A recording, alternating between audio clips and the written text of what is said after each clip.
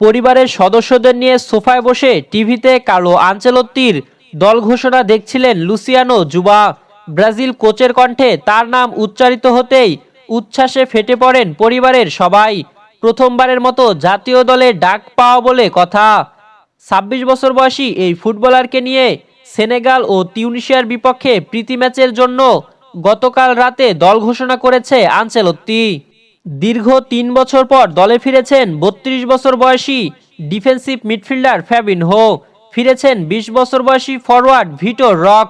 বার্সেলোনার সাবেক এই ফুটবলার জাতীয় দলের হয়ে ২০২৩ সালে একটি মাত্র ম্যাচ খেলেছিলেন। সেন্টার ব্যাক জুবা ক্লাব ফুটবলে খেলছেন ব্রাজিলিয়ান ক্লাব বাহিয়ার হয়ে। এই বছর দলটির হয়ে ২৮টি ম্যাচ খেলে ৫টি গোল ও ৪টি অ্যাসিস্ট করেছেন তিনি।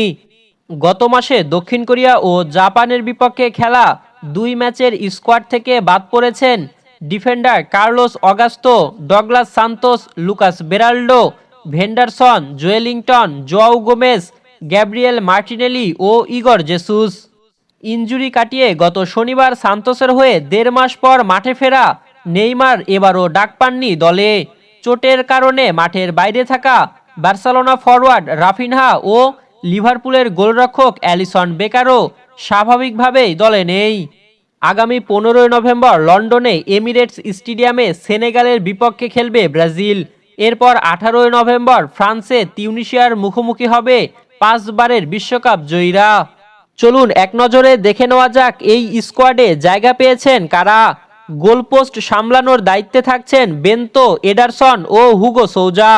রক্ষণভাগের জন্য নির্বাচিত হয়েছেন Alexsandro, Caio Henrique, Danilo, Eder Militao, Fabricio Bruno, Gabriel Magalhaes, Luciano Juba, Marquinhos, Paulo Henrique ও ওয়েসলি।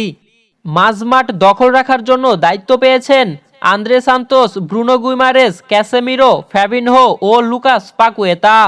আক্রমণভাগের গুরুদায়িত্বে থাকছেন Joao Pedro, Luis Henrique, Matheus Cunha, Richarlison, Rodrigo Goes, Vinicius Junior, Vitor Roque ও এস্তেভাও উইলিয়ান।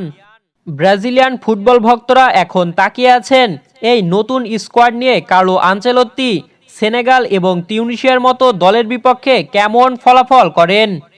এই স্কোয়াডটি নিয়ে আপনি কতটা আশাবাদী জানাবেন কমেন্টে। রাহুল আলামিন, বিডিআই স্পোর্টস।